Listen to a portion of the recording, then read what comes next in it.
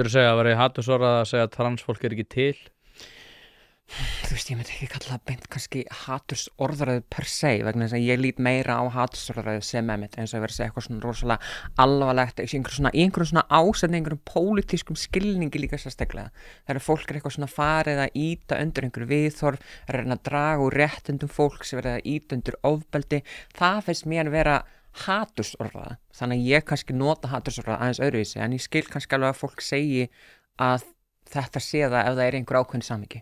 Aftur þetta algjörlega hvað er samhengið, hvað erum við að tala, í hvaða umræðu, á hvaða staðar einstaklingur hann segja þetta, ef maður er bara að segja þetta einhver staðar á Facebook í einhver kommenti eða er þetta einhver sem er í áhrifastöðu í samfélaginu sem að mætir á eitthvað þing og segir transfólk er ekki til, mér finnst að við eigum að draga úr réttindastöðu þeirra bladibla.